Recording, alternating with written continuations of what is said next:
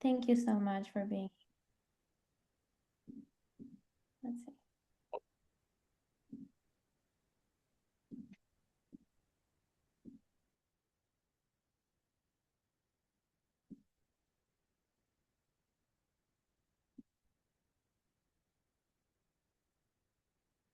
see. Hello everyone, welcome.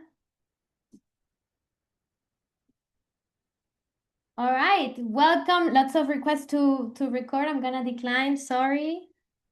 But we are here at the second lecture of the Open Seminar Series from the AI Evaluation Program. My name is Andreina, and I'm so happy to welcome all of you here today. I know most of you have been aware of the program before. Some of you even applied and went through the application process, and we were so sad that we couldn't welcome more than just 40 students, but we are very happy to extend the community and still have a way to have a conversation with all of you. And this is part of how we're doing it. So today we have the second lecture with Joe Leibo. I'm gonna introduce him. Joe Leibo is a senior staff research scientist at Google DeepMind and visiting professor at King's College London. He got his PhD from MIT, and his work spans multi-agent reinforcement learning, computational neuroscience, and applying insights from cultural evolution and institutional economics to build human-compatible AI. Today, his lecture is actually part of the program. So this is one of the sessions that our students are currently seeing as well for Module 4, which is focused on benchmarks, leaderboards, and competition. And so today we're going to see how to evaluate multi-agent systems. So what happens when we need to evaluate AI systems that don't act alone, but actually interact with each other and then with us. So these talks will explore that through benchmarks like Melting Pot and Concordia, which Joe is an expert on. And yeah, so you can ask questions on the chat. You can also raise your hand if you want to ask a question, and I can grant you permission to open your mic. For now, it's blocked since we're a little bit of a larger group. But yeah, interaction is super welcome. And with that, I leave you with Joe. Great, thank you for that very kind introduction, and thank you everyone for coming. Like she said, I'm totally happy to take questions throughout. I think that's really the best way to do it. I guess a bit more of a discussion. I have, as always, too many slides more than I could possibly get through, so it doesn't really matter. So I'm kind of happy for whichever way we kind of take the conversation. But I probably won't actually see if people are like raising their hands or anything. So I think if someone can I can monitor that handle that. I can let you know happen. Yeah. and handle Cool. the chat as well. Don't worry All about right. it. Cool. Thank you. Thank you. Okay, so if people can see my slide, then I guess we're ready to go. And I think you can. That's true, right? You can see it, I think. Yes. Perfect. Cool. Okay. I'll start talking. So, all right, so I'm going to talk about evaluating multi-agent systems. I basically have one main claim that I want to kind of get across through this conversation, which is that you should always measure generalization. Now, you might say that that's kind of obvious. You always want to measure generalization. Nothing new here. But so I want to also convey a bit of the history of why that has not always been so simple, especially in multi-agent systems, how we came to the place that we're at, and the problems we encountered along the way. And I think a theme that is a really nice kind of way to talk about this is differences between game theoretic ways of thinking and machine learning ways of thinking throughout this kind of story I'll tell. But both are very important and have had a huge impact on how we think about things today. But they are different from each other, and I'll try to make that clear. And then another kind of comment, like meta comment, that I want to run through everything is that we have to always think about what are we actually modeling? Like what are we doing? What's the purpose of what we're doing? Because it will have many implications, and that will come back in numerous ways as I speak. Like on the first slide here. Okay, so we want to talk about multi-agent situations. This is a very gross level kind of taxonomy of things.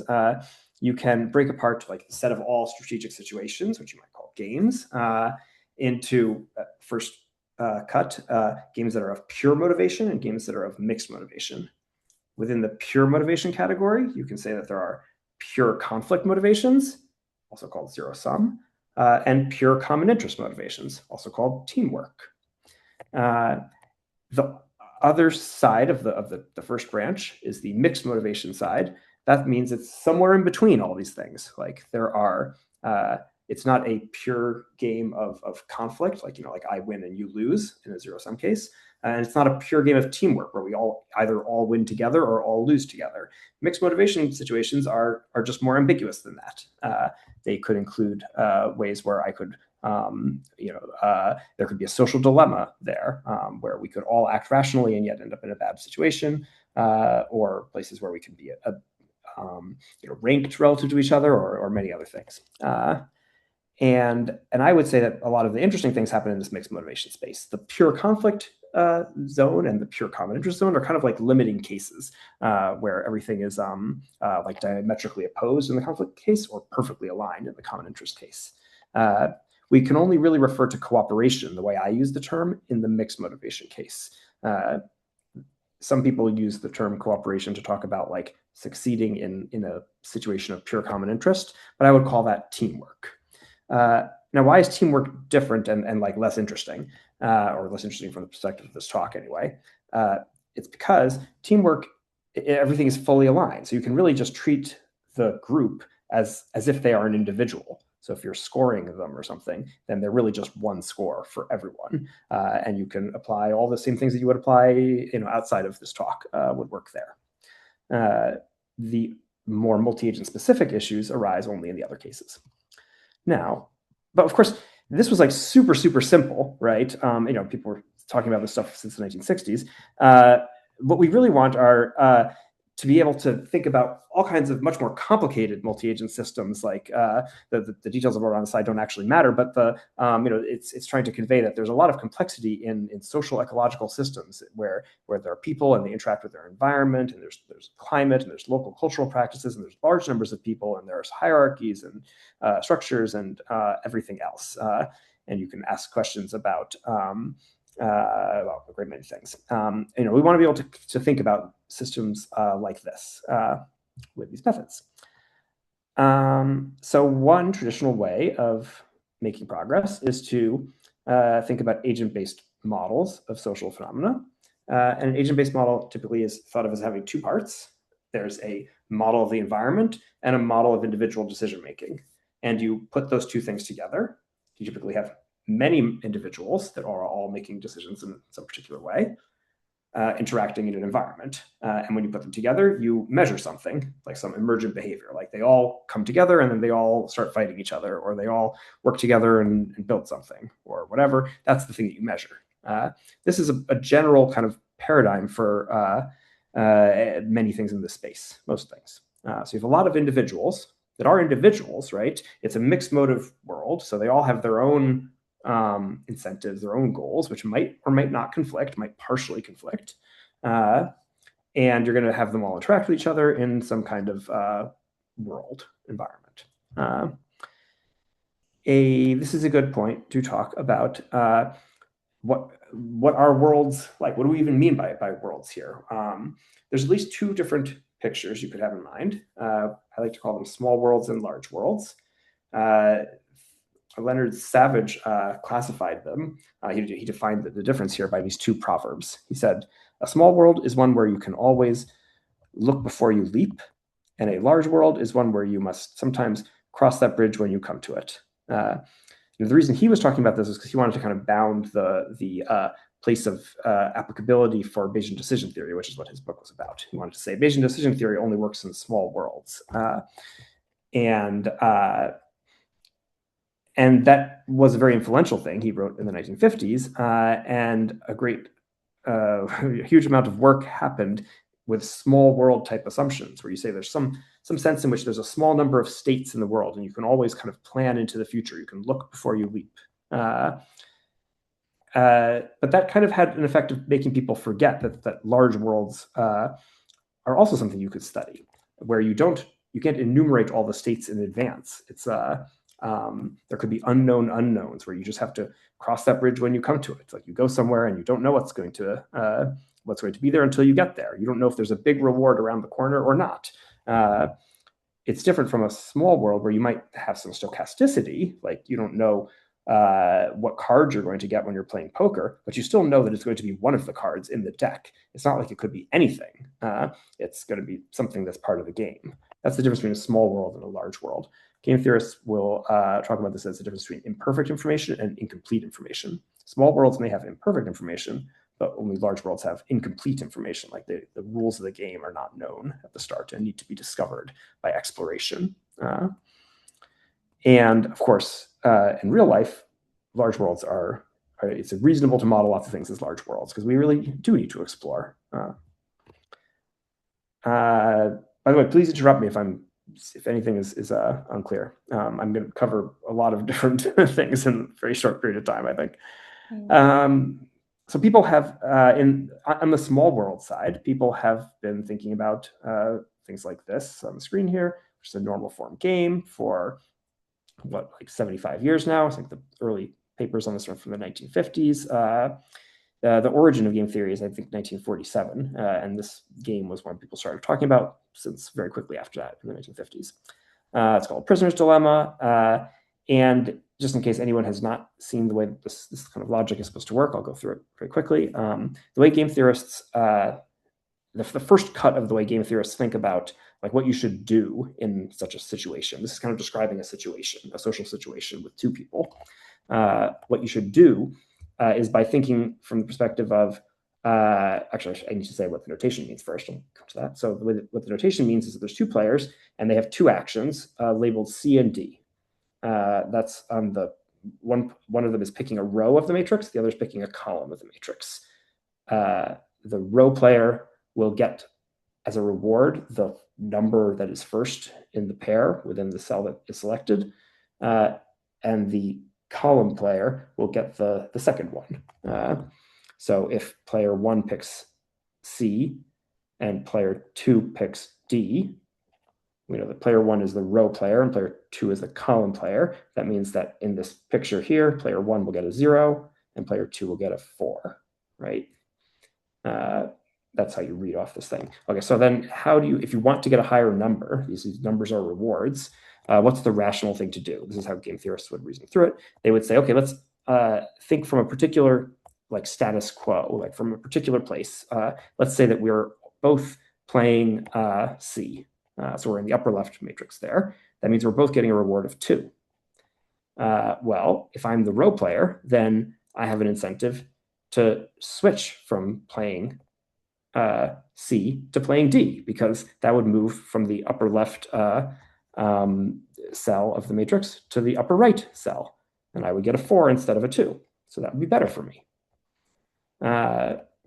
So that would be player 2's analysis, actually. If I were player 1, the other way around, the row player, it would be, I would also, if you look, I'm comparing 2 and 4. So I would be moving I would want to move from the upper left to the lower left. And 4 is greater than 2, so I would want to do that, right? So that's saying that both of us, from the status quo of playing C, we would prefer to switch to play D. Well, but that means we don't end up, since we both reason that way, we wouldn't end up in either of the CD outcomes, which are the off-diagonal ones. We would end up actually in the DD outcome, where we now both get 1, and we're worse off than we were before. But what this showed is that when we started in that particular place, we ended up in a particular other place.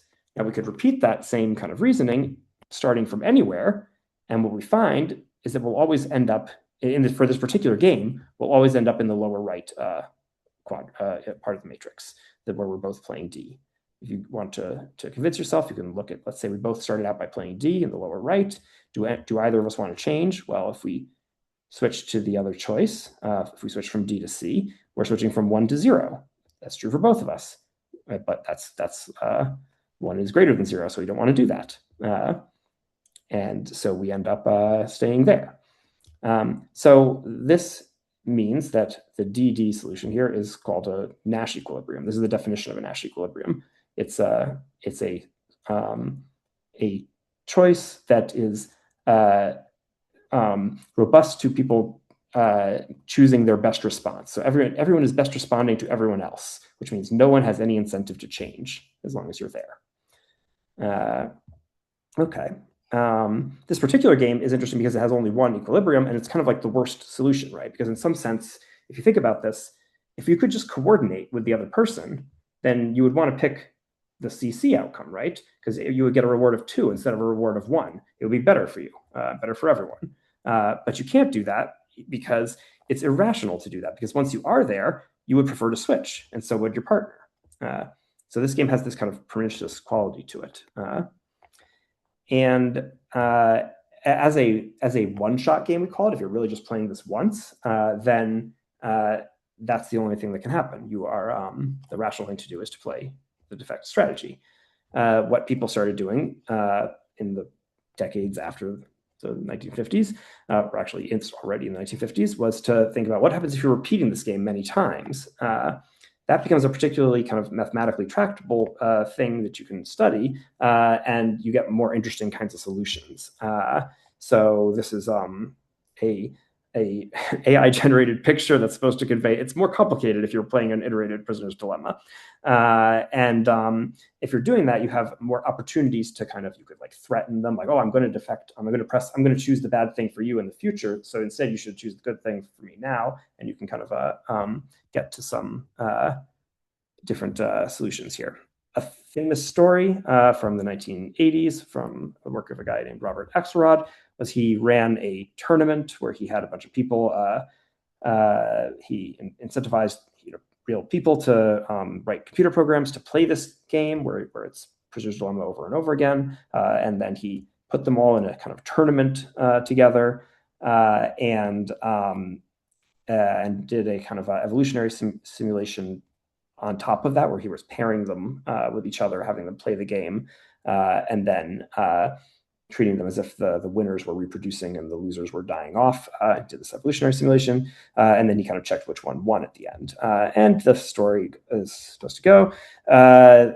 Someone named Anatole Rappaport submitted this particular solution, which is extremely simple and was written there, which is called tit for tat, which is basically saying that which is not basically, just is saying that if someone chooses the bad thing to you on one step, you should just do back what they did to you on the next step always. So if they cooperate with you, you should cooperate with them. If they defect on you, you should defect on them. That's it. That's all it is. And this did well in this tournament. And Robert Axelrod wrote some very popular books about it. And you can tell lots of stories about it. But of course, it's specific to what was submitted, right? You could, of course, and also the exact parameters of the environment that he set up, right? It was specifically repeated prisoner's dilemma. If he had made it a noisy prisoner's dilemma, it would have been different. You could have these kind of death spirals. If you have, tit for tat agents playing against tit for tat agents, you can have that they can end up in these cycles of recrimination, and then they just do very badly, worse than other simple strategies. And so everything is kind of dependent on everything else in this picture. This was at that time an example of an evaluation of an AI system, I guess you could say, very, very simple AI. Insofar as this thing on the screen here is an AI system, which is that's basically what it was. And then this was an evaluation for it. But it obviously has some issues with it. Now there's more things we can say of that same type that continued to be important much later. One thing that happens a lot in these multiplayer situations is the possibility that you could have what we call like rock, paper, scissors cycles. This happened specifically in StarCraft, which was interesting to the deep reinforcement learning community. As everyone knows, in the kind of children's game rock, paper, scissors, you have this cyclic structure where this is a zero-sum game, right? You can play the rock action, which will beat another action called scissors, which would itself beat another action called paper, which would itself beat another action called rock. Anyway, it cycles around. And so if you if you were to continually switch your strategy based on what was what your opponent was doing, you would keep switching forever in a circle. And what happened in StarCraft, people realized, was that it was sort of this is this kind of computer game that people has, it's very difficult to actually play it, right? It's very it has a high skill level. Like, people can be very, very good at it. There's like huge tournaments and people win lots of money. Humans play it, right? And if you wanted, what they found when they had learning AI systems playing this game was that it had a rock paper scissors strategy, like sort of mixed with a skill dimension. It was like you could get better at the game, but you kind of had to get better in some direction, right? Analogous to like you're playing rock, but you can also like play rock better, or scissors better, or paper better. But like any rock strategy will beat any scissors strategy, regardless of how good it is, right? That was sort of what StarCraft ended up looking like, and so they had to find both training methods to that were aware of this, and what was really most important for solving it was basically that was having a good evaluation system, so that you could maintain diversity in the opponents that you were continually testing against as your thing got better, and make sure that you were always playing against like rock, paper, and scissors at the same time. Given that you didn't actually know what they were for StarCraft, they were not. It wasn't obvious, right? Because it's not like when you play rock, paper, scissors, the actual children's game, you just play you just choose rock, paper, or scissors. But when you play StarCraft, you have to like do some whole long sequence of things that takes a long time, and it's complicated, and it's not exactly clear what the like strategy in the game theoretic sense is. And this is a general theme. So game theory is a very abstracted picture where everything is kind of everything's about what is rational in like a particular kind of like discrete kind of abstracted form. But in the real world, you have to like do something that's extended over time and has complicated parts and maybe like not cleanly a single strategy. And that's what happened here. But the thing is, that doesn't change the underlying strategic dynamics. So the point is that you have these strategic dynamics kind of convolved with the dynamics of needing to learn something that's actually complicated and depends on implementation. There's lots of ways that this could matter. Like, let's say it's something Prisoner's Dilemma-like, but also with the sort of StarCraft-like features that you also have skill involved. So you're playing Prisoner's Dilemma, and there's the sense of cooperate and defect. But also you have to like be good at cooperating or be good at defecting. Well, then it matters a lot. Like, is it easy to learn to defect? What if it's easier to learn to cooperate than it is to learn to defect, or vice versa? Surely that'll make it harder or easier to land in one equilibrium or another. Yeah. So we kind of went around a few times here. We talked about some very simple things in small worlds. I talked about Prisoner's Dilemma. I explained what a Nash equilibrium was. But I was trying to convey how it's much more interesting in these larger worlds, like in the world of StarCraft, where you don't actually know, or at least your learning agent doesn't actually know what's around the corner. It has to like go there and find out. And that's a very different picture. Okay, but we can still use this very simpler normal form pictures to kind of convey things that are like strategically true at a very gross level of abstraction about the more complex pictures. So another concept that I think is super important to convey, because it still matters in large worlds, is equilibrium selection. So you could have multiple possible places, multiple Nash equilibria where everyone is best responding to everyone else. So in this picture, we have the two players again, our row player and column player, and now the actions are labeled A, B, and C. And let's say that we're both playing A. That means we're both getting a reward of 1. You can say, does the row player want to change to anything else? Well, if they change to B, it would get a 0. If we change to C, it would also get a 0. So I don't want to change. Same logic for the column player. So that means that if we start at A, we're going to stay at A. And if you could want to repeat all that, you would see that same is true of B, and the same is true of C, of BB and of CC. So that means that all three of them are equilibria. And it's very common, especially in the kind of like game theory infused political philosophy world, to call equilibria of this kind of game conventions. And this becomes a model of like convention formation or convention selection or something. An interesting observation is that game theory can't tell you which equilibrium the system is likely to be in, but it can tell you it'll be one of them, right? You can say whatever's going on, probably they're going to be in either AA, BB, or CC, and unlikely to be off the diagonal, but difficult to say more than that. Now, in this case, it doesn't really matter, right? Everyone gets the same reward regardless, right? But of course, we could also have this kind of picture where now the CC equilibrium is just clearly better than the AA equilibrium, right? You can both get 3 as opposed to both getting 1 or both getting 2 in B equilibrium. So some conventions may be like objectively better than others. Now it really matters which one is selected. And so now we care a lot. Like, well, if game theory can't tell us which one we'll be in, it says that they're all stable, right? Because once you're in one, it's hard to get to another because you would have to both choose together to leave, right? If you can only make unilateral changes, then it's difficult to ever leave whichever place you start in, unless you can like like speak to someone else and coordinate what you're doing.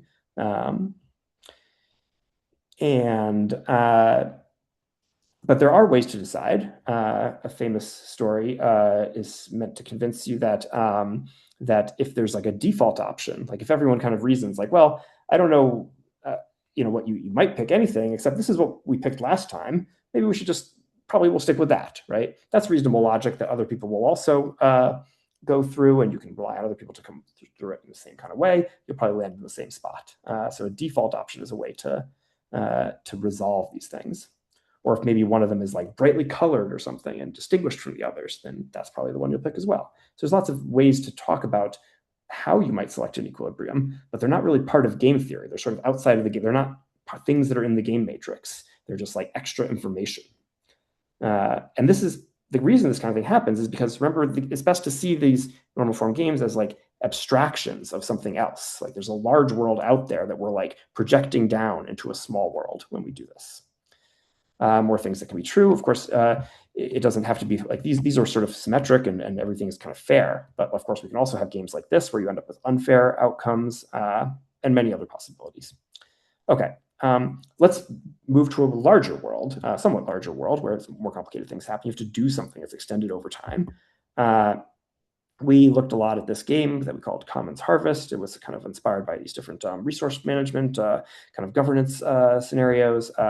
Where the way we abstracted them was one where agents kind of walk around in a world. So they don't choose cooperate or defect as an action. They choose like walk forward, turn left, eat an apple. Those are the actions that they choose. But it kind of amounts to something that has a cooperate defect flavor on it because it's actually kind of a sustainability challenge.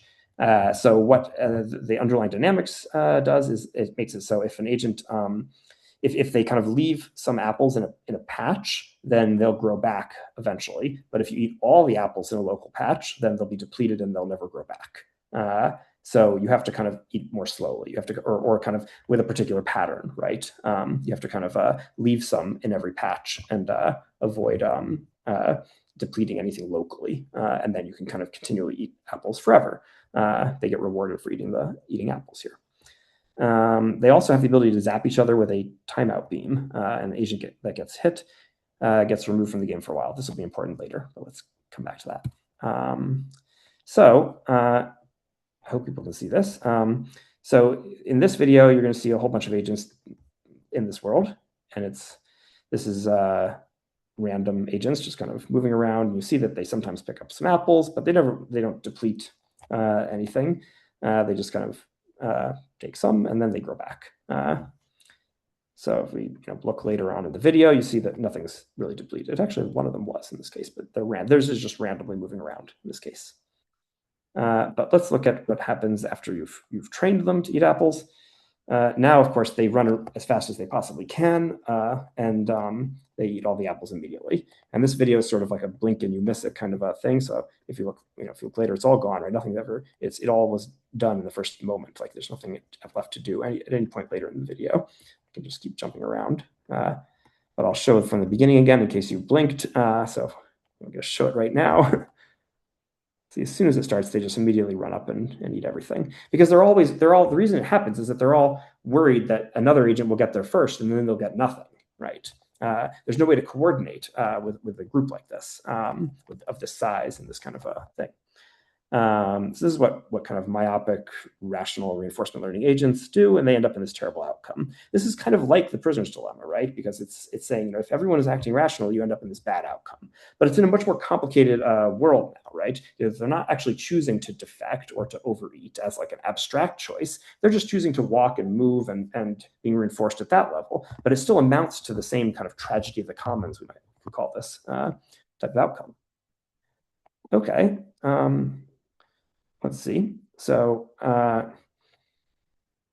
there's lots of different things you can do with this. So here's another picture where we just moved around the walls, basically. It's the same kind of thing, right? Same sort of bad outcome. In this case, they ate all the apples again. But here's what happens with a bit more learning in the same environment with these walls here, and they have these kind of choke points. So a thing that can emerge here is you get this situation where like some agents will like monopolize the region there because they'll learn that they can zap the others that are coming down the hallway there, and then they keep them out forever.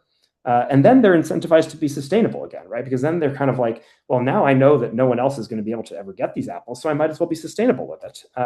And they do learn that. And this is very different from what you could have seen in the normal form game, in the small world pure game theoretic picture, right? This is saying that you get a very different dynamic here where now they are sustainable, but they've learned to kind of like privatize these regions or something, right? They're learning to like keep out others, and then they learn only then that it's worth leaving apples around and letting them grow back.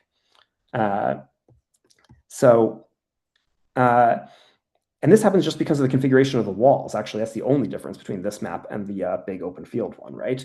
And there's no sense of a wall in the small world, right? This is showing that the large world can really have more complicated, different dynamics and really different strategic outcomes here, right? Because now, if we were thinking of like the good thing as sustainability in the first case, well, now we can have sustainability, but we've done it in this way that depended on walls. But there was no wall in the pure strategic version of the game, but there is here. Now, of course, this isn't like an unequivocal good, right? Like this is also some kind of model of like the emergence of private property or something, and you also get inequality and unfairness and all these other things, which is interesting here. Remember, none of this happens in the single agent case. Yep. We have a comment in the chat from Harmonia saying it is similar to Tragedy of the Commons. Yep. It is that, right? I mean, you could Tragedy of the Commons is just general word you can use for this kind of thing, right? But I think the thing to remember is that this is what it looks like in a single agent case. If any agent is alone, they just run around and do this easily, right? It's a trivial problem for any kind of learning system. If you're alone, it's only hard because of the multi-agent aspects. Cool. I'll skip that. Let's see. So in general, we have this picture where agents are made interdependent because of some resource that they all are related to. And the interdependencies are like, if I do something, it's going to affect your rewards. That's the general picture. And that means that it makes sense for me for you to best respond to what I'm doing, and then for me to anticipate that you're going to best respond to whatever I do. Whenever you have this kind of setup, you have the possibility of there being a tension between individual and collective rationality. You could see this as misalignments between agents. And then it also means that resolutions to these kind of problems will take on names like conventions, norms, institutions. Those are the kind of things we might call the equilibria of these systems. And people do call them that, and they model those things. And these are definitely the kind of cases where you want to use the term tragedy of the commons, for sure. This was just talking more about, more philosophically about tech industry and stuff, and that matters. But there's, of course, not all resources are the same. So in the same vein of thinking about what makes large worlds different from small worlds and what makes large worlds interesting, we should really have the idea that there's many different kinds of resources, and they don't all generate the same interdependencies as each other. They all generate different ones. and different kinds of misalignments, different kinds of natural coalitions and things. And one way of organizing the space is along these two dimensions of subtractable and excludable resources. Eleanor Ostrom is very famous for doing that. And we've done a lot of that kind of thing in multi-agent reinforcement learning. I'm going to probably try to speed up, actually. I probably shouldn't say too much about that. Let's see. Because I want to get to the actual the point here, which is I think all of that, everything I've said so far was really to kind of, if we take a step back now, I was trying to convey that there's, when you're studying multi-agent systems, you have always this interplay between thinking in terms of small worlds and like normal form games, like this traditional game theoretic stuff, and then large worlds where you have to like choose, make choices over long periods of time where you're not reinforced for like a whole, like an abstract strategic thing. You're reinforced for just, you could be reinforced for being in the right place at the right time or anything like that. All the issues that reinforcement learning brings up are there, but here they're connected with these more strategic issues like the rock, paper, scissors kind of issues, or the fact that rationality, individual rationality might just be bad for everyone in the prisoner's dilemma kind of issues, or the tragedy of the commons issues. Like these game theoretic issues are like connected to the learning issues. And that means we're in this unique situation where if we want to evaluate, say, any AI algorithm, any learning system, you really need to kind of be aware of both types of things. And that's what we tried to do with Melting Pot. So what we wanted to do was combine the best practices from machine learning research with kind of the insights that you get from having modeled social phenomena and apply them to each other. I'm going to skip over some of this stuff because I think it's not the most important, but I think the main point of all these slides here is to say what I hope probably people in this crowd know a little bit is that generalization is really the secret of machine learning's success. Not all fields do this in the same way. There's a sense in which like any scientific field really kind of lives or dies by its like epistemic norms. Like how do you what makes that field subfield deem science in that space good versus bad? Like what do reviewers do when they review papers in some sense? And in many fields, it's like there's a lot of complicated proxies for generalization, with the idea that like people observed long ago that like things that are replicated many times, like experiments that are replicated over and over again, tend to be more important and useful in the future than experiments that are done once.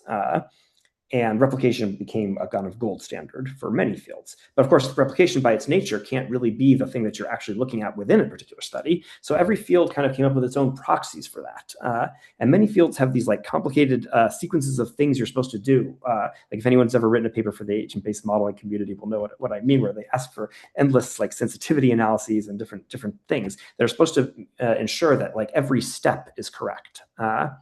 Machine learning took a very different has a very different epistemic norm. Like machine learning, the way we think about it is you can do whatever you want when you construct a model, as long as whatever you do to evaluate that model is a good proxy for replication. That is measuring generalization, because that's what you actually care about. That's like generalization. That's saying that the finding really is holding in some new situation you didn't know about.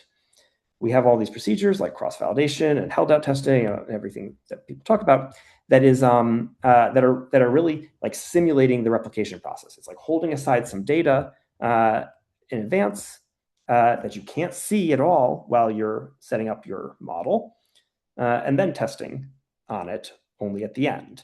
And if you do that right, then it is actually a measure of generalization, because if you just gathered more data, it's not any different from holding some aside.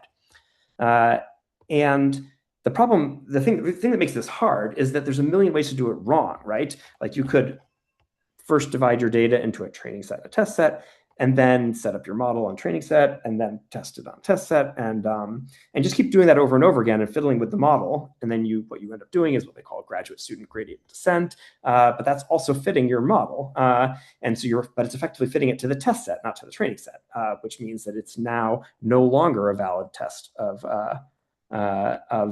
generalization. It's no longer a good proxy for replication when you do that, because it's not that. It's the whole model is fit on the output.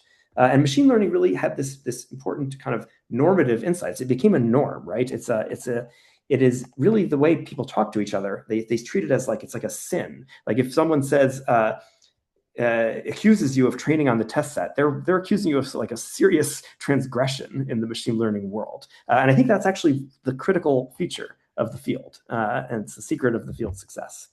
And then what people did, what it lets you do, once you have this practice of always measuring generalization, you can set up contests where the objective is to reduce the generalization error and have leaderboards and get people to compete to do this. And you can gamify it. And that's exactly what the field has done. The most famous example being the ImageNet contests, but many, many other things as well. Now, Melting Pot, which was our work, was an effort to measure generalization and gamify it and have leaderboards and everything, but for multi-agent situations. And so so what it was it's an evaluation protocol and a standardized suite of test scenarios that you can use with multi-agent reinforcement learning algorithms.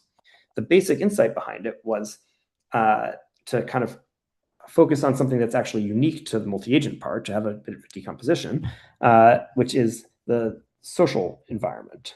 So in multi-agent reinforcement learning, the demand for generalization, I'll call it, like it's sort of like the noise process. It's like something, whatever it is that you need to be robust to, that's the demand for generalization, can be decomposed into two sources. There's like the physical environment demand, and then the social environment demand. So you might have to like do some task in a forest or a desert or whatever. That's the physical environment. Or you might be doing it with Alice or Bob or Charlie, and that's the social environment. Now, of course, these go together in a real situation, but what you can do, and it's very interesting to do, is to try to separate them out a bit and look at them independently. And so we created Melting Pot, which has a bunch of different environments that look like the things on the screen right now. They're all many-player games where the individuals are all they all have their own rewards that are independently of the others. They're not like teamwork situations. They're not pure.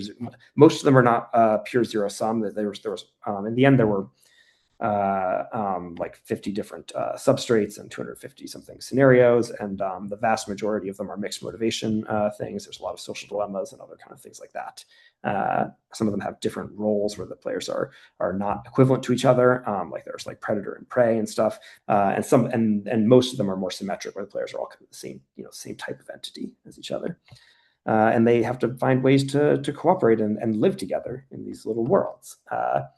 And the solutions are like concepts of reciprocity or reputation or property or trust or something like that. These are all the kind of concepts you can hope that would emerge in these kind of things, and try to test for. And then you can wonder if like maybe I'm going to build an agent that has a better theory of mind than some other agent, and then maybe it'll do better. Like that was the kind of question that one could look at. And so how does it work? So remember, we're trying to measure these. We're trying to focus on the social environment generalization here, and then we're supposed to get the physical environment generalization because we run on a bunch of different games like this, right? But so social environment, what you did was is we had a concept of a population producing algorithm. So it's another important thing to talk about is that we're evaluating groups here. We're not really evaluating just individuals. We're evaluating populations, or in this case, like algorithms that produce populations. So what Melting Pot tests is the population. So what does success look like? At a high level, what you can say is that you want it to be the case that individual agents and sets of agents sampled from a population should perform well across various social situations where individuals are interdependent, and they should generalize to interact effectively with unfamiliar individuals that they've not seen during training. Now, why is that important that they're unfamiliar individuals? Maybe we're also interested in familiar individuals. The reason we didn't, at least in this version of Melting Pot, look at familiar individuals was because they have all these, there's lots of ways to cheat if you're kind of continually playing with another person. You don't have to play in a general way with them. You can end up with a very hyper-specific strategy of playing with them. Like you can invent your own language and use that to talk to each other, right? So we wanted to exclude that kind of a thing. So it was only about interactions with strangers. That's the way to see it.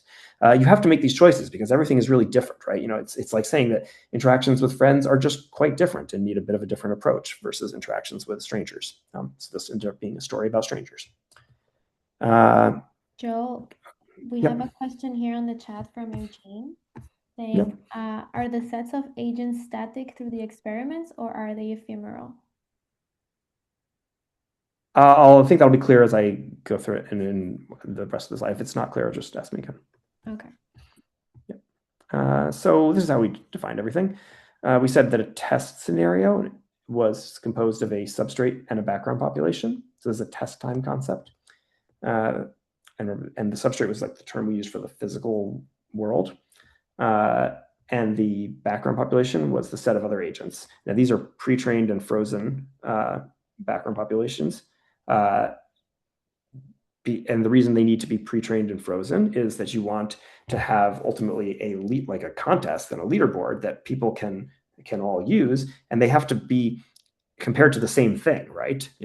Ultimately I might need to compare what I'm doing to what you're doing. Let's say we're both contestants, but like we're not submitting on the same day at the same time and everything else. We can't all play with each other for practical reasons. We have to have some frozen set that we all do play with, and they remain the same and can be standardized. Other things to say about it, they're all partially observed Markov games. They have decentralized execution, but if you want, you can train in centralized mode. And the numbers of players range from 2 to 16. Most of them have around 8. Okay, so here's how the thing looks. So you start with a substrate and a learning algorithm that you want to evaluate. You put them together and you train and you run the training algorithm. You get out a population, and then you run it in a bunch of scenarios where here the blue players are kind of the trained focal agents, we call them, and the purple ones are the like the background population that were just stored, and there's different ones per scenario. Some scenarios were like cases where we called them like resident mode, where it's like a lot of players from the focal population, the one being evaluated, and some of them were visitor mode, where it's like there's just like one and they're immigrating someplace new and they need to fit into the environment. And then you come up with an aggregate score that uses all of this. And we ran a contest in NeurIPS a few years ago, and people submitted lots of agents, and we compared them to each other with this.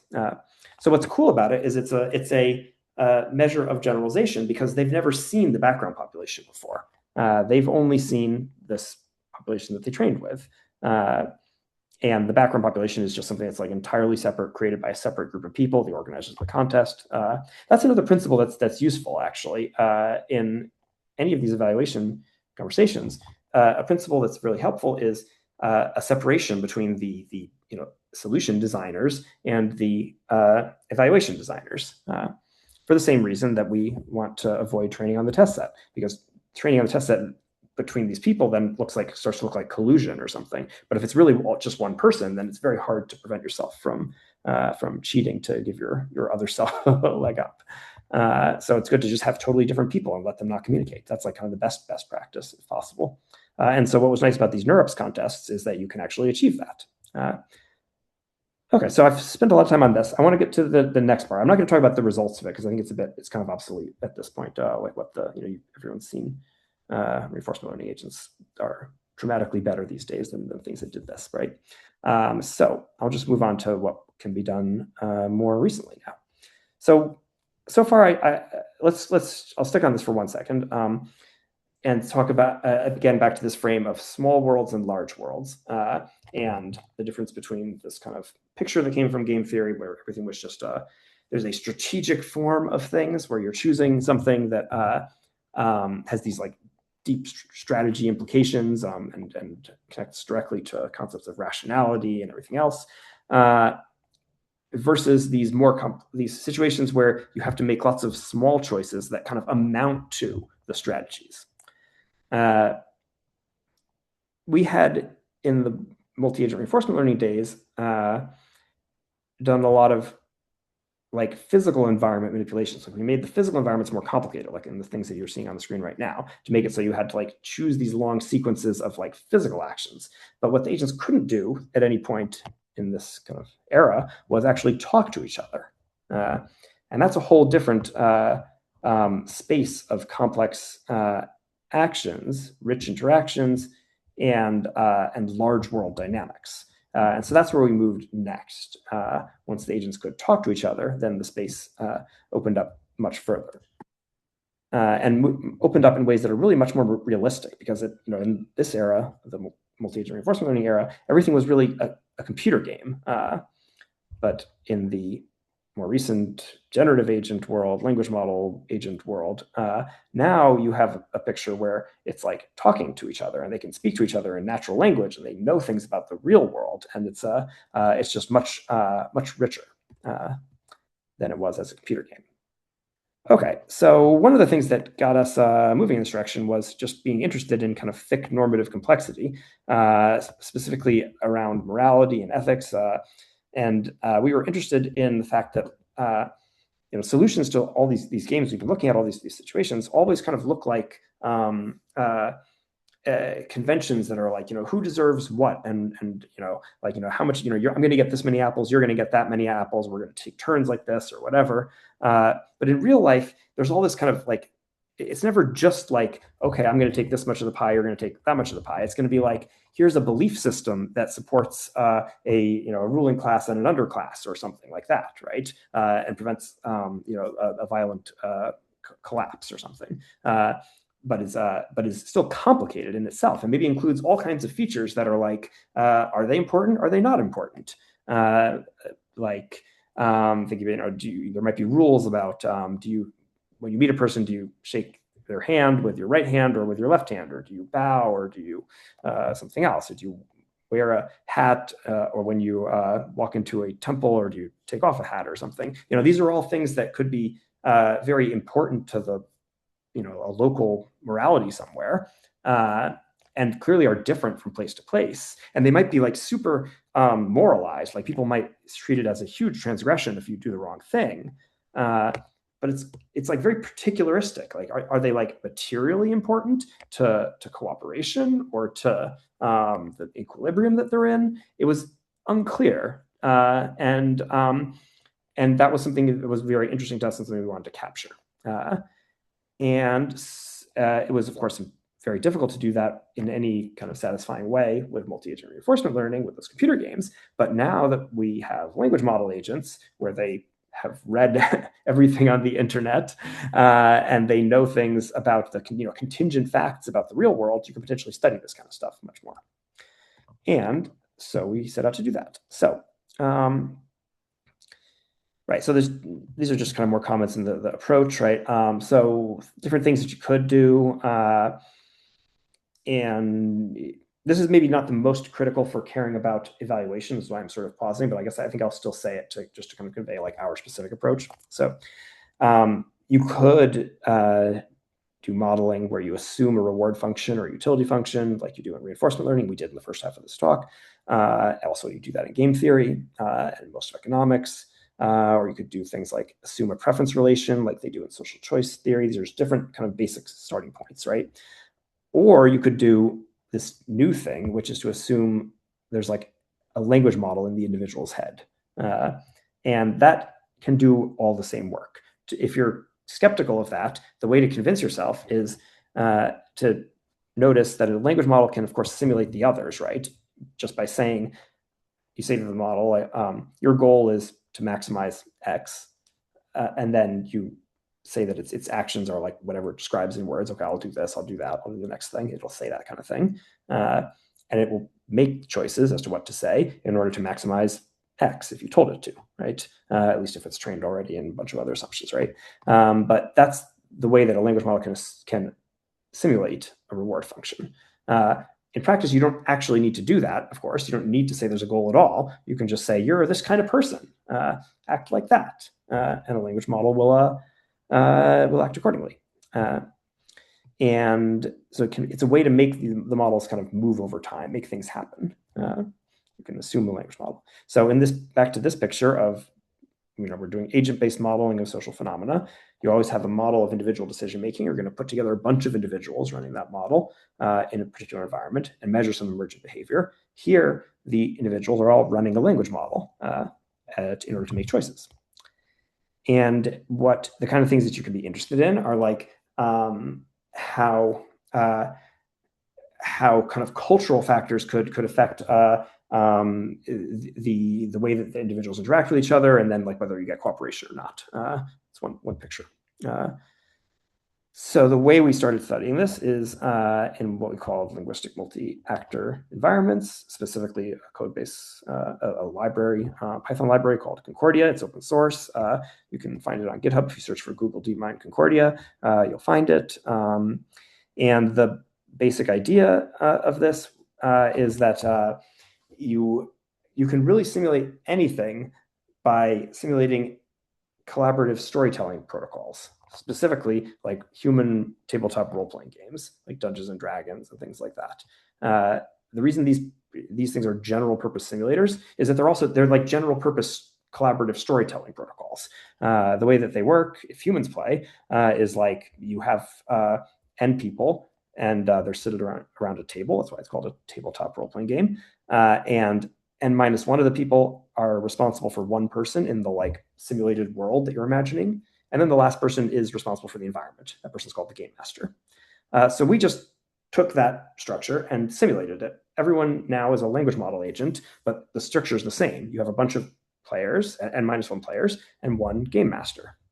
And the way to think about how this works is that if a player says, I want my character to open door number 1, then the game master will say what's behind the door. But it's also totally unconstrained now, right? Because they could say anything, the player could say anything, and the game master could also say anything, and it can go off in any direction.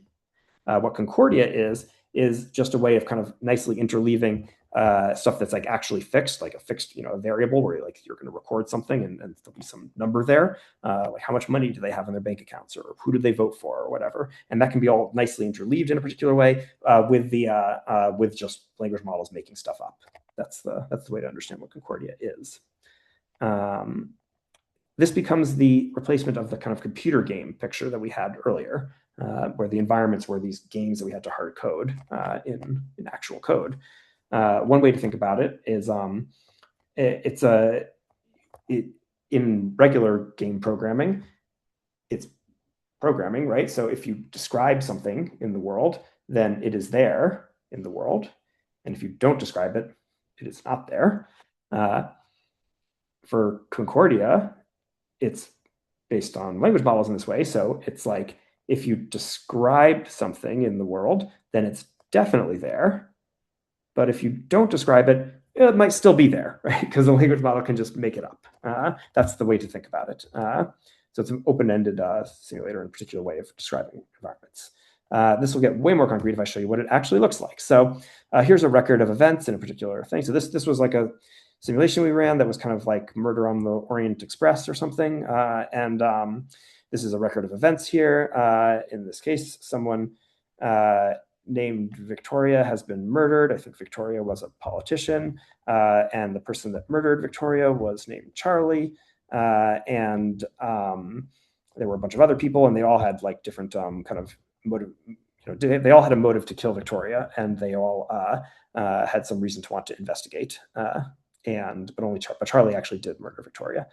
So what we can do is zoom into Charlie's mind here and find out why he said what he said at this point. So at this point in time, second event there, Charlie said, I'll go to the lounge car and have a drink. And he went to the lounge car and ordered a drink.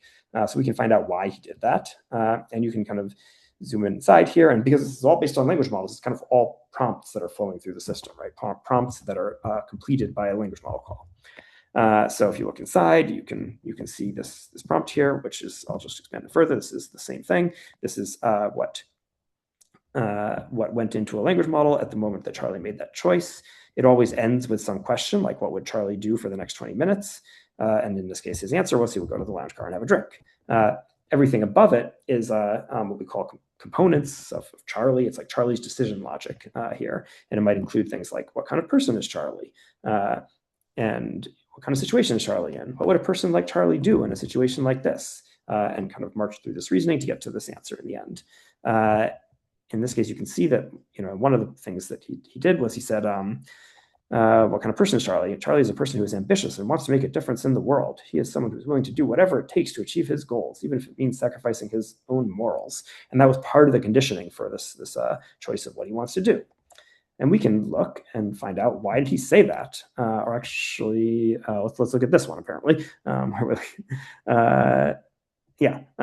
This part, this chunk here where he's talking about his justification, we can see inside of that, the way it got there was that it first thought about all these memories of his childhood, which were actually generated beforehand. So it's a RAG system where these things are stored somewhere and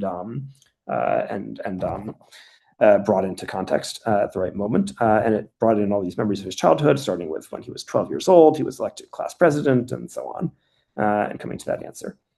And then we can pop all the way back up the stack here and look at the record of events, and you see that they are actually affecting each other, right? Charlie being in the lounge car at that time means that later on, when Ellen goes to order a drink, she's seen by Charlie, and then also when Donald tries to interview Charlie later than that, Charlie's drunk and uncooperative. So it all kind of is connected up and affecting each other.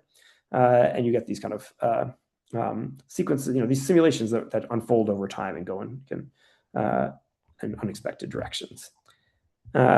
So what we did then was we ran a contest with this. So we set up a bunch of particular environments that were that had specific things to be measured, that would have a score and everything else. Exactly analogous to what we already described for Melting Pot, with the same notion of substrates and background populations and test scenarios. We kept all of that terminology, everything the same. But now the way it works is that the participants who at NeurIPS again were submitting language model agents, which were effectively these decision logics, like these sequences of choices that an agent has to make in order to get to an answer. Like questions that it asks itself. Like in this case, it was like, what kind of person is Charlie? What kind of situation is Charlie in? What a person like Charlie do in a situation like this? And then what is Charlie's most salient justification? And then whatever else. But what the participants in the contest did was they designed all of that. They made up all those prompts with the hope of creating agents that were more cooperative than the others in these particular environments that we created. And we had the separation between the evaluation being created by one group of people, that was us, and the contestants creating the agents who were the participants at NeurIPS. And that was, so it was the same picture, right? I guess I have slightly different looking slides here, but it was actually exactly the same. There was this notion of a substrate, notion of scenarios. We still had this resident and visitor mode where in the resident mode, you're playing more with agents that are known to you, more familiar ones, and the visitor mode, more strangers, strangers being the ones created by the organizers, right? And it's all effectively the same. We added one thing as a way to coming back to another theme through the talk was the relationship between game theory and machine learning. In game theory, it doesn't have this concept of generalization. What they have instead is the notion of playing against the others in the tournament, right? That's what happened in the Axelrod tournament, right? When Tit for Tat won. And the reason it was at all valid and interesting was the fact that Axelrod didn't control all the players, right? He just solicited them, and then participants submitted them. I don't know, in the 1980s by floppy disk or something through the mail, I guess. I don't know how they did it. But he didn't know what they were going to be in advance.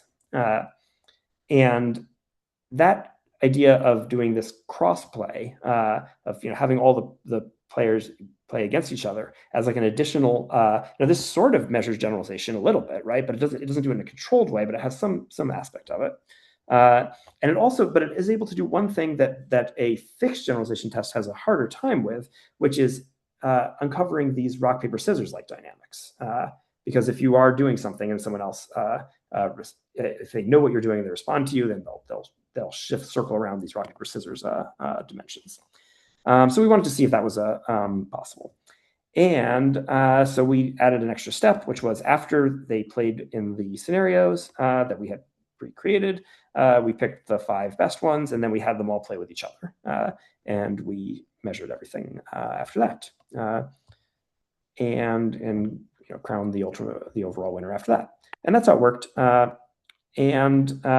As with many of these things, the scores were not all that exciting in the end. At the time we did this, there was, if people haven't noticed, language models have been getting dramatically cheaper to use over the last year. So this was 2 years ago now, and it was significantly more expensive, and we didn't want to make it like prohibitively expensive for participants. So we ended up using a language model that was pretty weak when we did this, and we wanted everyone also to use the same language model because we didn't want to make it biased by people, whoever has more money would win, right? If they could all pick different language models, especially at that time. And so we made everyone use the same one, and it wasn't really all that good. And so all the scores were really pretty bad. So it's really not that most interesting. I want to kind of open it up to just a more broader discussion now. I think this is the end of my talk, really. I'll just kind of reiterate the themes, and we can open the floor to anyone who wants to say anything. So the first point I made at the beginning was that it's much more interesting to study cooperation than teamwork. So to be interested in mixed motive situations, teamwork is really just a single agent thing. You don't need any of this logic if you're studying teamwork. Most of it you don't.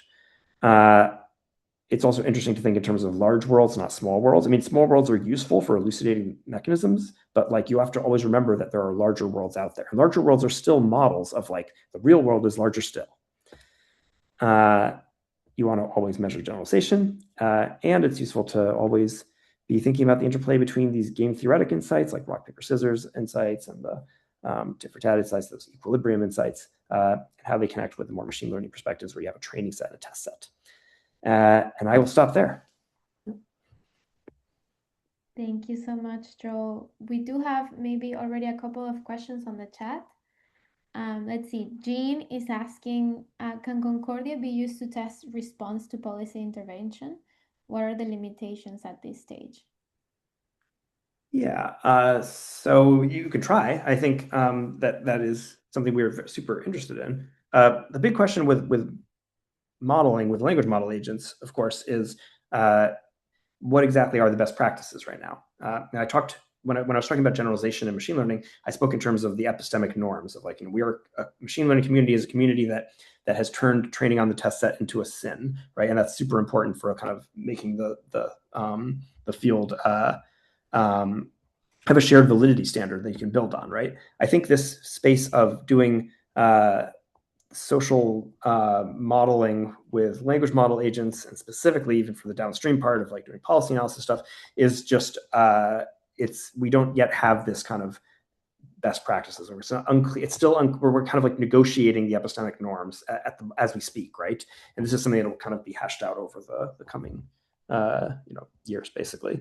There's many new issues, right? Some things go away, right? Some things are just much easier than we ever thought they would be, right? Now the agents can very quickly negotiate amongst each other and speak to each other in language and come to some equilibrium quickly. But like, there's new questions about like, what if they already recognize the problem that you put them in, right? They can be like, hey, this is prisoner's dilemma. I know that. Let's act this way, right? They've read all the same things that you've read, right? They've read your paper. That was never a problem with a reinforcement learning agent, but it's a problem now. And so whatever we do, we have to have procedures to exclude that, right? Now, there are many ways to exclude that, right? But you have to have a kind of a legible way of doing it that you can like explain to reviewers, and reviewers can understand that you've done it and everything else. Like that's what the field needs to really make progress. There's also other challenges like what language model do you use? And language models themselves are being made by companies that have lots of incentives in how they're modifying them that are not the same as your incentives for doing research with it, right? So are we going to need to have a different language model eventually that's kind of better for research, right? Because I'm thinking about the kind of guardrails and things, right? So if you want to study conflict and possible emergence of violence and stuff. That has to be actually possible, right? If the company has put in something that prevents that from ever happening, then your study can't work, right? So there's a large number of new issues that we've never had to deal with before that now we do, and but I'm confident we will figure it out. Yeah, and luckily this is a room full of practitioners and researchers eager to get to solve them. So hopefully they're taking notes and getting some light bulb moments here. Thank you. Okay, we have another question from Joshua. Joshua, since it's a little bit longer, do you wanna ask it yourself? I can unmute your microphone if you want. Yeah, the context for my question is that I'm interested in how agents interact in the economy, where we have a large world with lots of interacting agents, but they probably have simpler cognitive architectures. So what I wrote here was, as LLMs get deployed as economic actors with minimal prompts and simple objectives, they'll have thinner cognitive architectures. What I'm saying is they won't have all this backstory. And so do these models sort of, we sort of be looking back at sort of motivations of the agent's youth and stuff like that. If you just send it out and say maximize profits or minimize costs or something like that, are you still going to get sort of informative behavior in sort of the real world that we're getting in these simulations? Right. Well, I think there's a couple comments. So I think part of what you're talking about is like to what extent are these, the way I presented it, it's like they're models of humans, like they're role playing as humans with like a human backstory and a human life. To what extent is that predictive for someone who what you really care about is modeling AI agents, which are like software things that are running on Moltbook or something like that, and don't have a human life to remember. That's one aspect of I think what you're saying, and that's true. There are different things, of course, but the same method would apply either way, right? You could use Concordia and just run it in such a way that they are AI agents interacting now instead of humans, and it'll still run. Nothing's really different. Another part is like, does it matter the actual amount of stuff, right? It's I don't think it's the case that even a open claw thing that's running on Moltbook or whatever is going to really stay thin very long. It will, as it runs, generate all kinds of stuff that has happened to it, and all that stuff will end up in context or in a RAG buffer or something like that, and it will have a lot of it'll just have a lot of information there. So it's similar in the sense of like there being a lot of stuff which is like culturally specific and context specific to like whatever it's been doing. It's just not like a human life, it's this other life, but it's similar in that way. Yeah. Thanks, that's helpful. Thank you. All right, now we have a question by Vaishnavi. She can't talk, she's commuting, so I'm gonna read her question. She would love to know if agents in a system have different tiers of internal complexity or agency. Do you think their normative weight can be or should be an emergent parameter for goal negotiation, or must it always be hard-coded as a top-down constraint? Thank you. Well, I mean, I don't think there's any single answer to that kind of thing, right? Like those are different choices that you could make, and you would make those choices for different reasons.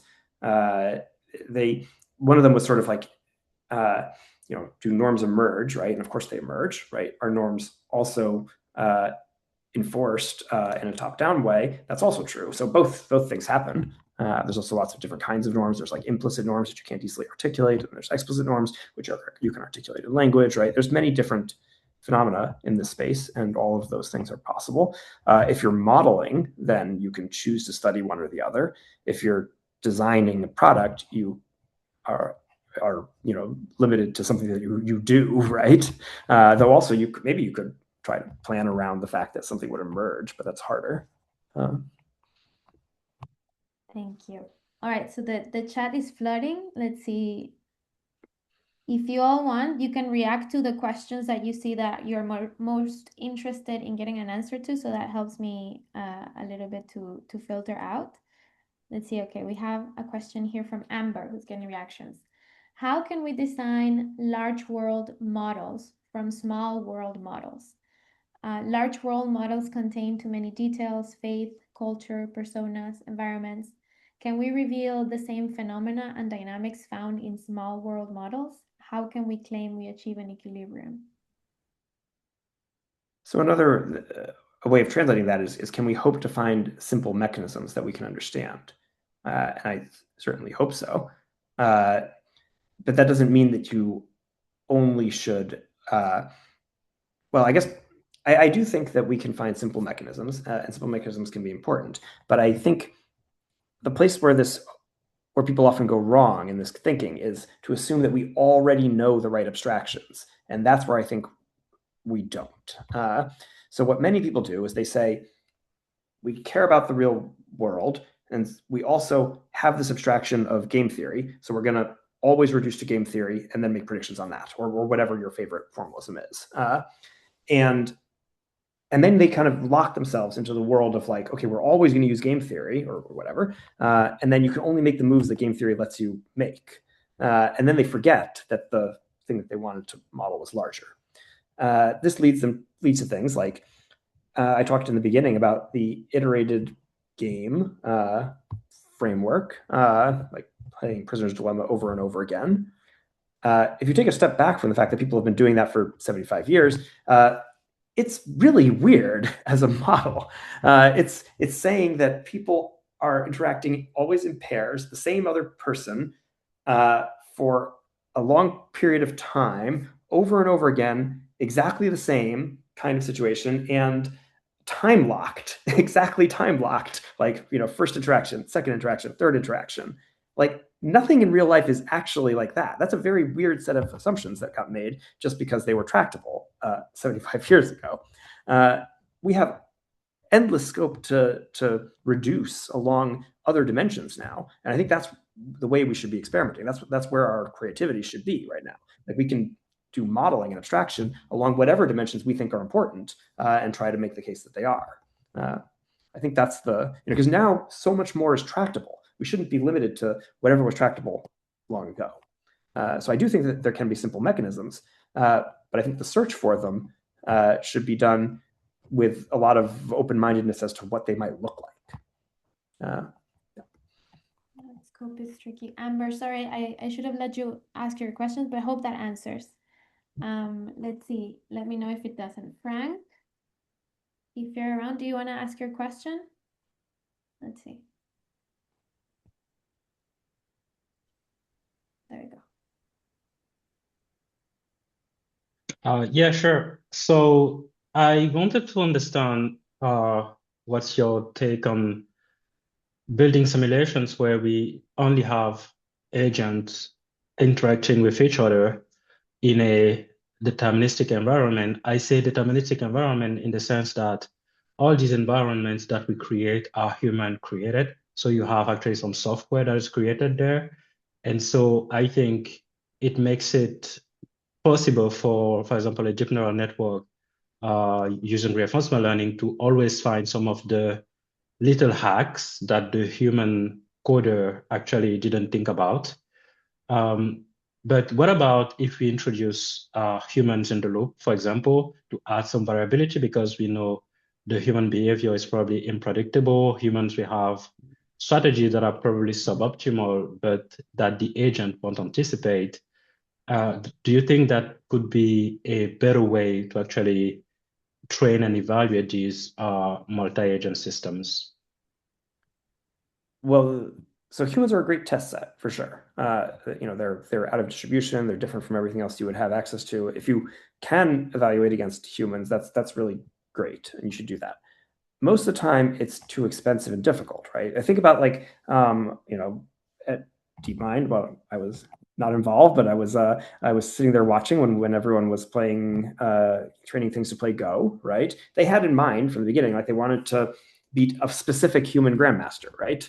But it's not like we could go out and go find the guy at every single time we wanted to test anything, right? We had to have a proxy for that, right? You have to do something that's cheaper and easier and you can do more frequently than actually going out and finding the human that you want to play with. And even for things where you want to play with the average human or whatever, it's still very expensive to get humans involved in things. So you can only really you use them very sparingly in these processes. But you still, of course, need to, they're part of if what you care about is building something that is going to work with humans, then surely you need to do that. That's definitely the case. Now, some things aren't like that, right? If you're instead building like a high frequency trading algorithm or something like that, then probably playing with humans is not actually important because it's never going to play with humans in real life anyway. Sure. And if I can add just a little bit of a follow-up, I see this trend where 5-10 years ago, we did have a lot of AI systems that were trained using these games like Go, etc. And then we moved a bit away from that when we started working with LLMs, etc. We had different kind of benchmarks. And when I see the evolution of ArcAGI, which is the benchmark that is supposed to be a bit tougher to LLMs, was supposed to be a bit tougher to LLMs. And now we saturated ArcAGI 1. It's solved, and then they created ArcAGI 2, which is also solved now, especially by Google Gemini 3, if I remember correctly. And now they are moving to ArcAGI 3, which is kind of a game environment. And I find it a bit funny that we are basically circling back to introducing these game environments when I think the previous lessons for me were that these game environments are very easily hackable, especially by deep neural networks. So I wonder if it's really the good direction.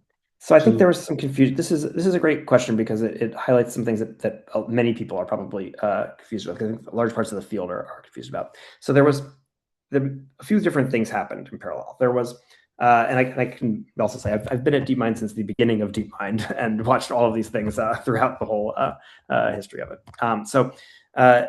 There were single-player reinforcement learning environments like the Atari suite and stuff.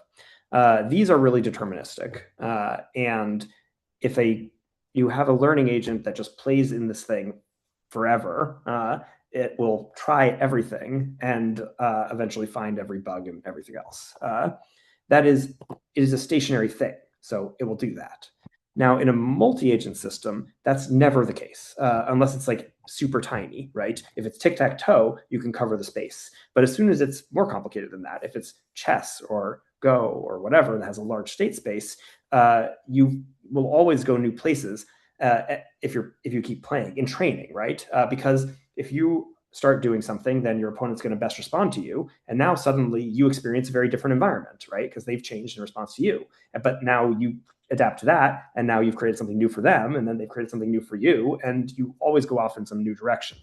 I called this the autocurriculum effect in some of my older work. It's a way to do, you can call it like deep exploration. Like it's different from exploration that just that has to depart from what the agent thinks is best at any moment, because here you can be chased, right? You can go somewhere, not because you think there's something good over there, or because you're randomly dithering away from where you think the local optimum you're at is. You can go somewhere because someone is chasing you. But then once you go there, if you find a pot of gold, you still get to keep it. So it can push you in all kinds of new directions. And they don't cover the whole state space. The state spaces are too large. It's like the space of all possible games of Go or chess is like bigger than the number of atoms in the universe or whatever. Like you can't cover that. And so in these kind of games that have best response dynamics and anything that's actually by game, I guess the really underlying thing is that the word game is confusing the field, right? There's Atari games, which are single player. There's single player games and there's games. The way game theorists use the word game, they only mean multiplayer. Single player games are not games. They're like optimization problems. And so the story that you told in your question there is really a good criticism of single player games or optimization problems, but is not applicable to the multiplayer ones. Yeah. Thank you. Frank says, perfect. Thank you. All right. The next question with the reactions is Matis. Matis, do you want to ask? Yes. Hi, Joel. So my question is, you have evals with large language models like Concordia, and a consideration is that these models, from their pre-training, could have knowledge of the world, knowledge of training, knowledge of all these tests that researchers are making towards them. How do you think about this biasing them, the situational awareness or evaluation awareness, biasing them to either giving you behaviors, what you might want to see, or biasing them towards making them look well so they perform well according to some covert misaligned goals? Like, okay, I will do the cooperative thing, even if it's not good for me, but this might make good news and this might help future versions of me succeed in the world or something like that. How do you think about this evals awareness biasing their true behavior?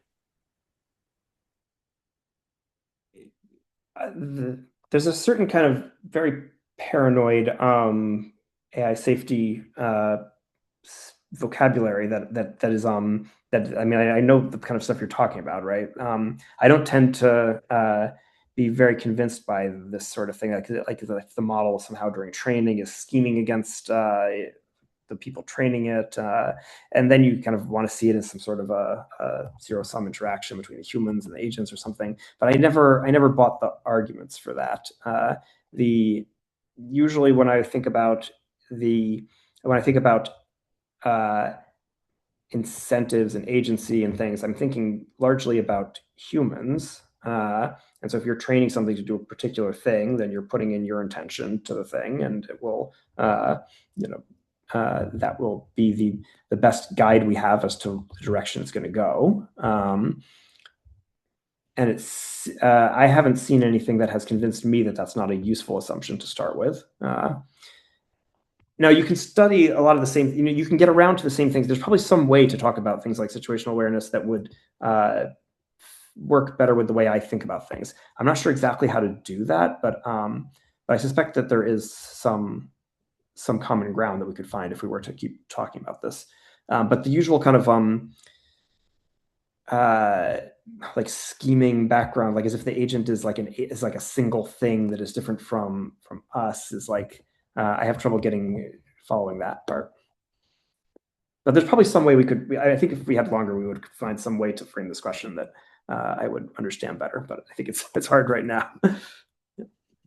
All right, thank you, Matisse. And with that, we have run out of time. A round of applause for Professor Joel. Thank you, Joel, for being here so much. That was one genuinely rich, thought-provoking lecture, and I loved so much that we had so much time for questions. The chat was on fire, and there was a lot of discussion, and that I love it when it's interactive like that. So thank you. We definitely don't take it for granted when someone with your experience and your expertise can give us time, especially being the first time that we're running this program. And also, thank you for everyone who's also doing that leap of faith with us today. All the ones who are joining this open seminar, to see what the program is like on the inside, and also get access to the content that we're preparing along with the faculty. Quick reminder, we will upload the recording and the summary to our website. You can also already find the previous open seminar with Professor Tomasz Dieterich over there. I will still send an email to let you know, and I will also send along a very quick form just to ask you what you think of these spaces, if these are useful as individual seminars for you, or if you have any suggestions of what we can do. Also, if you'd like maybe more networking opportunities, I see you all exchanging papers and emails. And maybe would be interesting to have a little bit more of that. Yeah, with that, I thank you so much, Professor Joel, and thank you, everyone. Thank you. Happy Friday. Great audience, everyone, and thanks. Great questions. Thank you. Bye. Bye.